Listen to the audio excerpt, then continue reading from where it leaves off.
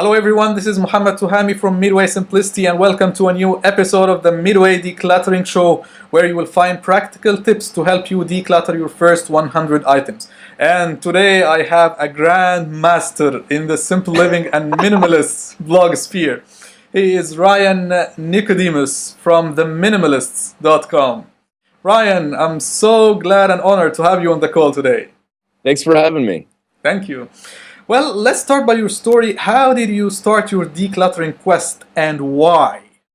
That's a really good question. So I, like many Americans, had the American dream, the dream job, the house. I had a 3-bedroom, 2-bathroom, 2 living room. I don't know why I needed 2 living rooms. 2,000 square foot condo, nice big garage. And then I had all the stuff to go in the condo with it. And I was working my butt off. I was working 70, 80 hours a week going to school and just kind of had this moment of realization where, here I was, 28 years old at the time, and I had gotten everything that I always wanted. If you were to tell my 18-year-old self what my 28-year-old self was going to have, I would have been the most excited 18-year-old kid you would have ever met. But it took getting everything that I wanted to realize that it's not really what I wanted. So I didn't really know what was important. And I started with my home, and that's where I really started kind of questioning what makes me happy and what really adds value in my life. And I was talking to Joshua, and we were having this conversation, and we came up with this idea of a packing party. I don't know if you read this on my website or not, but basically the packing party, the idea was this: we would take everything in my 2,000 square foot condo, and we would pack it up as if I was moving. Everything, literally. We packed up my sheets. I packed up my toiletries. I covered my TV with a sheet. I covered all my furniture with sheets. All my clothes packed up. I packed up the internet. I packed up the modem. Packed up my satellite dish or my satellite box. I didn't pack up the dish because it was on the roof. But yeah, I literally packed up everything like I was moving. So just to give you an idea, if you were to walk in my front door, my first living room was right there, and there were just boxes stacked to the ceiling. They were marked really well. Kitchen, junk drawer number 1. Hall bathroom, junk drawer number 5. Everything was marked really well, and I was able to know where I put all my possessions. And the idea was to unpack day by day as I needed things to really figure out what it is that added value in my life. So you could imagine that first night actually, I unpacked my sheets to my bed. I unpacked some toiletries. I unpacked a suit for work the next day. The following day, I came home from work. What do you think the first thing I unpacked was when I came home from work? Maybe. What are Americans known for? All right, I'll tell you. I came home and unpacked my TV. Okay. Right. Yeah. Okay. Which I is was really thinking pajamas or something like that. Oh, I got you. So yeah, I came home and unpacked my TV, and then of course I unpacked the internet, right? Which was really weird for me because it's like the first things that I jumped to right after work, and it just it was kind of a light bulb moment for me. But as the days went on, obviously I was unpacking less and less, and at the end of my journey, it was 21 days. At the end of these 21 days, I had 80% of my stuff left in boxes still. And that was just a huge revelation moment for me. Here I was standing with 80% of my possessions that I had worked so hard to accumulate to make me happy, and they were not doing their job. So that was my experience with decluttering. Was there a second part to that question that I forgot? That's one of the most inspiring decluttering stories that I've heard. It's very interesting. That approach is very interesting to pack everything and then unpack them as you go to see what really matters to you. So maybe back to the question why. Why did you do all of that? Can you give us more insight into that? Yeah, so I had just fallen into that mentality that is so rampant. You know, it's not just in the States. It's I mean, of course, it's very heavy in the States. It's all over the world in different countries. But I just fell into that mentality of mass consumerism. You know, it's this idea of I can buy it, so I should. I can, so why not? You know, I mean, it's a really prominent attitude, and I obviously don't agree with that. So but it came.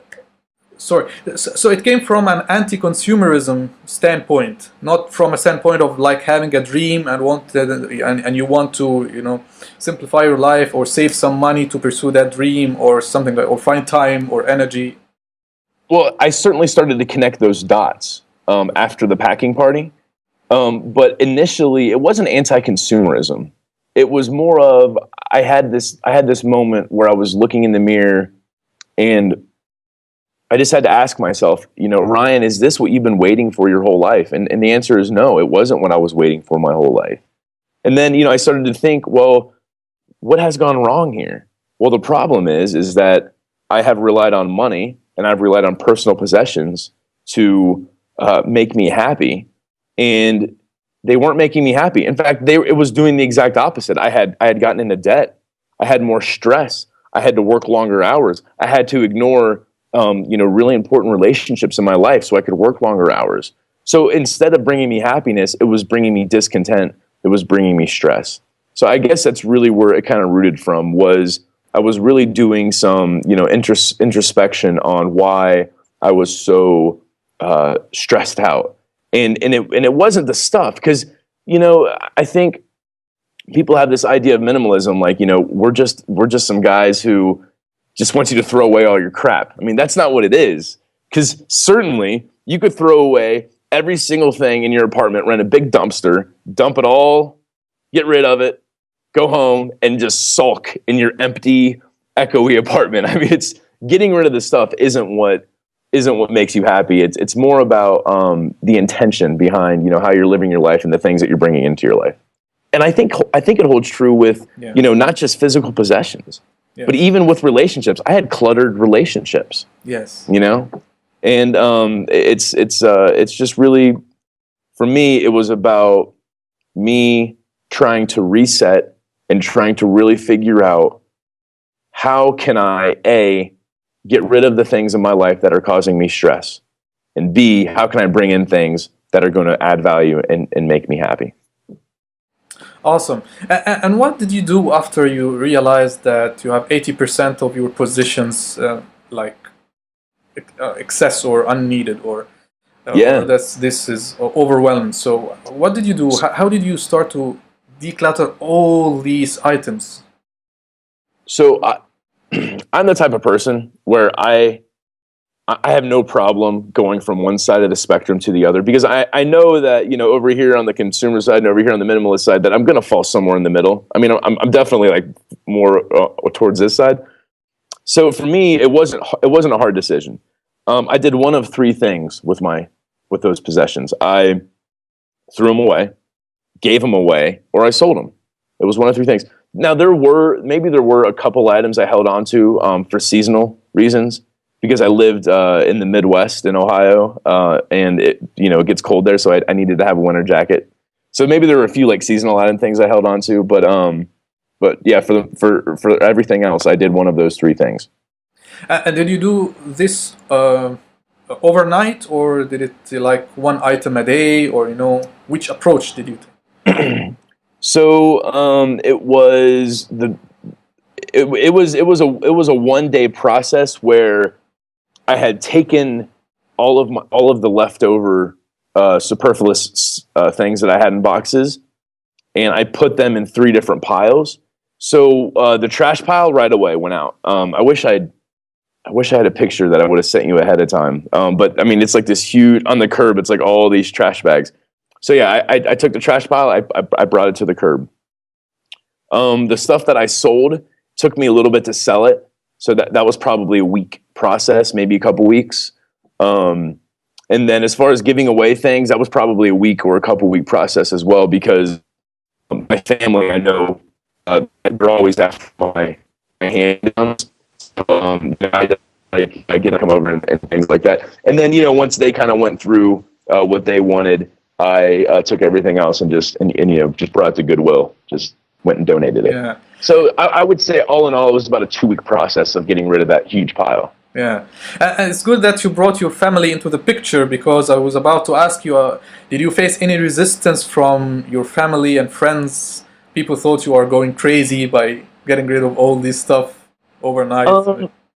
No, not too much. I mean, I've got my mom had an issue with the website, with the minimalists, but it wasn't really about the stuff. It was more about, her whole thing was, what's this minimalist thing? Does this mean that I can't buy you Christmas presents anymore? And I'm like, Mom, yeah, I guess that it means that. Like, I don't want you to buy me something that just for the sake of buying me something, especially if I'm not going to use it. And she was like, being my mother, she's like, well, I'm gonna buy you Christmas presents anyways. And I said something along the lines of, well, Mom, I have to be honest, if you buy me something and I don't need it, I'm probably going to give it away to someone who does need it, which is not the thing to say to your mother, by the way. And I can't imagine. Yeah, she got really upset, and we kind of we argued back and forth, but it really came down to, I said, Mom, look, you want me to be happy, right? She's like, yeah, of course I want you to be happy. Like, well, living this type of lifestyle, not focusing on material possessions, not focusing on money, really focusing on things that matter. This is what is going to make me happy. And if you want me to be happy, then, I need your support. And that really touched her heart. It really helped her kind of see my point of view. But other than that, I mean, of course, people look at you like you're crazy because, you don't want stuff. I had, I've had people like just offer me different devices, whether it's a phone or an old laptop or something, and I'm like, no, I mean, it's a really nice, piece of equipment, but I don't need it. No thanks. And they kind of, look at me like, really, you're turning this down? You don't want this, But other than that, I mean, people don't get, they don't push back too much. It's, for the most part, it's been, it's been okay. The reactions. Good. You said that you were working 60, 70 hours a week. How did you find time and energy to do this, party game, and then you packing stuff, unpacking when you come back from work, and all this? Wasn't that exhausting? Wasn't that overwhelming? Yeah, no, definitely. So here's what happened: is I had associated so much pleasure with all of those things. It started, like I said in the beginning of the interview, it started to go the other way, where I started to associate a lot of pain. And because I associated so much pain with my lifestyle and with what I was becoming and with the actions that I was taking, that I found the time. I made sure to find that, because it was that important to me. So I didn't take a day off work. I probably just, I maybe went to work a half day. And then Joshua had come over, maybe 1 o'clock in the afternoon, and we packed everything up. It took us till, 10 or 11 o'clock at night. So it took us several hours to get everything packed up.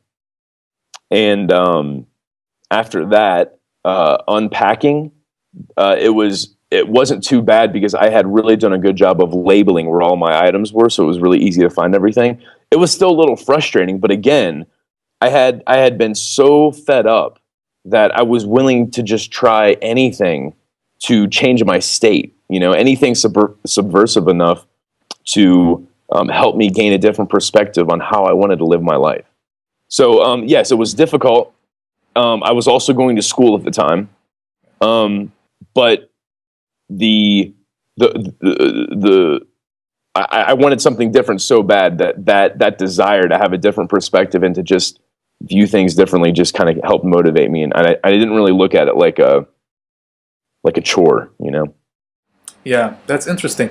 And what about sentimental items?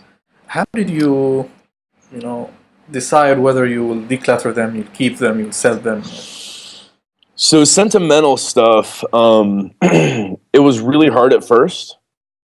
The way I started with sentimental items is I took the least valuable sentimental item that I had and I got rid of it. I had a bunch of sentimental stuff, especially like photos, pictures and things. And I just got rid of it. I think it was like a wallet or something that my mom had got me for Christmas that I never used. But it was sentimental because, you know, she got me this nice wallet and I was holding on to it. So I just, you know, I was like, you know what? I haven't used this wallet since I got it. It's still in the little plastic thing that she got me. I'm just going to throw it out. So I threw it out. It was painful at first, but the next day I didn't even miss it. So I just started getting rid of more sentimental items. And really, it's for me, it was about starting with that one thing to realize that it's not the end of the world if you throw away something sentimental. There were other things that were really hard, like letters that family members have written me. I had this little card from my niece. You know, you're the best uncle in the world. I love you so much, and it was so endearing. But like, I didn't want to hold on to it because I was going through this process, and I just snapped a picture of it, and I threw it away. And the picture completely does for me what that card did for me, and it really helped me realize one thing: is that the things that we own, whether they're sentimental or not, they're only as valuable as there's value. They have as much value as we give them, is what I'm trying to say. So, you know, that card to me meant everything, but really it's the memory's in here. It's not in that card. You know, the feeling is in here. So yes, it was a little difficult at first, but just kind of getting the ball rolling and getting rid of a couple things really helped me realize that the object isn't what holds the memory, and I didn't have to give that object as much value. That's awesome. The object isn't what holds the memory. Yeah. Awesome. Well, have you faced any issues with the what if dilemma? Yes. So I think when you say what if, maybe I kind of look at it as a just in case. Like, I need to hold on to this just in case. Yes. Yeah. So there's a couple things I can say that really helped me with this. The first was, you know, when we were going through the stuff after 21 days and I'm putting them in 3 different piles, you know, Josh is over there helping me just putting everything in the throwaway pile because it's so much easier to throw other people's stuff away, right? And I'm like, no, don't throw that away. I might need that just in case. And, you know, there's all these just in case items. So he looked at me and he's like, all right, man. He goes, when's the last time you used, I forget what he held up. You know, when's the last time you used this? And I'm like, I don't know, man. And I kind of laughed. And he was like, you've been in this place for over a year, right? And I'm like, yeah. He says, okay, so how about, you know, if you have something that you haven't used in the last year, it's okay to, you know, throw it away or, you know, to put it in one of these piles. And that was a really good rule for me because it did make sense. Like, yeah, if I haven't used it in a year, chances of me using it again, are slim, essentially. So that really helped me with the rule. Now I have a rule where it's about 6 months. If I don't use something, besides, again, seasonal items, if I don't use it in 6 months, I usually, you know, get rid of it.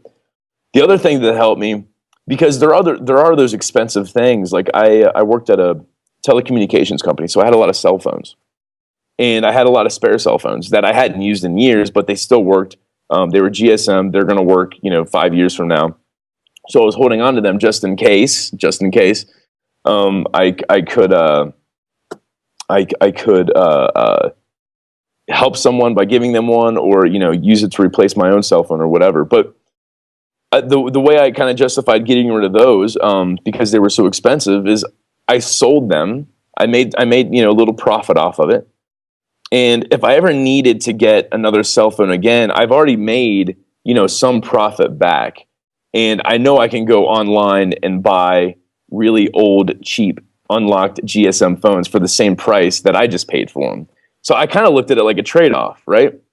The other thing that helped me too is I found out too that most of the stuff, the vast majority of the stuff that I had, could be replaced for less than $20 in less than 20 minutes of my time. So I could be anywhere. If I needed, if I absolutely needed something and I accidentally, purged it or got rid of it, I know that I could drive within 20 minutes and get what I needed for less than $20.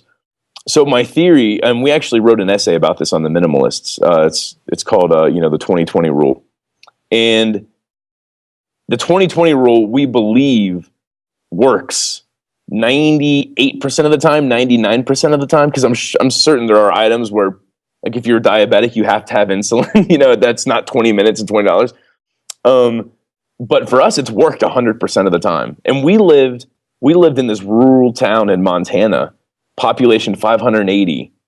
4 bars, 1 church, 1 gas station, just a very, very small town. And even in that small town, that 2020 rule still worked for us. So that's kind of how I have overcome the just in case rule. I have a rule of, how long will I hold on to something without using it, and then the 2020 rule. Those two things have helped me a lot. Awesome. Now we are approaching the end of the call, and but before we end, I would like you to leave us with some inspiration. Now, you wrote so many books with Joshua, and I believe there are some, quotes or words of wisdom that stuck with your audience and that you find to be very inspiring to people. So you can leave us with some words boost. of wisdom. Yeah, man. Well, let me leave it with this. Here's what I found out about my whole journey. And I hope that others can connect with what I'm about to say. And we wrote about this in our book, Minimalism: Live a Meaningful Life. There are 5 things to me that are really important in life. Health is number 1. If you're unhealthy, you're probably depressed. It's how it works. Relationships. If you don't have quality relationships in your life and you're focused on too many pernicious relationships, it's hard to live a meaningful life. Passion. You've got to have some type of passion to develop, meaning you've got to do something for yourself that is outside of work, that is outside of pleasing others. You have to do something that fulfills yourself, and I think you can do that through cultivating a passion. And then the last 2 things that we talk about in our book is growth and contribution. Everybody in the world has the desire to grow. We all want to grow. This is why we graduate high school and move out of our parents' house. This is why we further our educations. This is why we want bigger houses. This is why we want families. We all have this intrinsic desire to grow as human beings.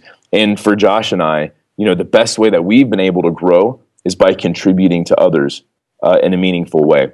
So that's what I'll leave it with. Those 5 things right there, I do believe that if people focus on those 5 things, that they can live a truly meaningful life. Wow, that's awesome. Ryan, thank you very much for the amazing insights that you shared with me in this call, and I hope to have you again. Yeah, it's a pleasure. Thanks so much for having me. Yes, it was a pleasure. Thank you. Thank you so much. Take care. All right, see you. Bye. Bye.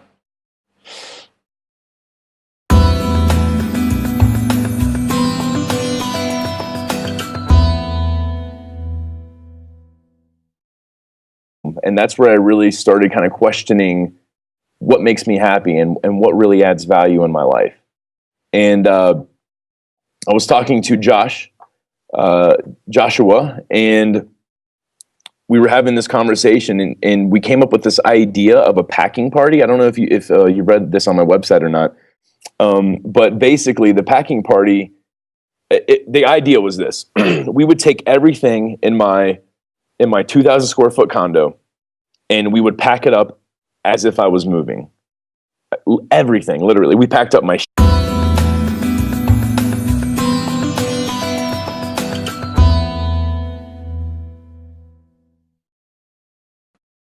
Hello everyone, this is Muhammad Tuhami from Midway Simplicity, and welcome to a new episode of the Midway Decluttering Show, where you will find practical tips to help you declutter your first 100 items. And today I have a grand master in the simple living and minimalist blog sphere.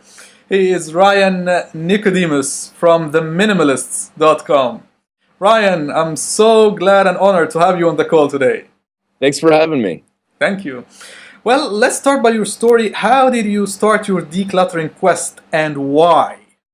That's a really good question. So I, like many Americans, had the American dream, the dream job, the house. I had a 3-bedroom, 2-bathroom, 2 living room. I don't know why I needed 2 living rooms.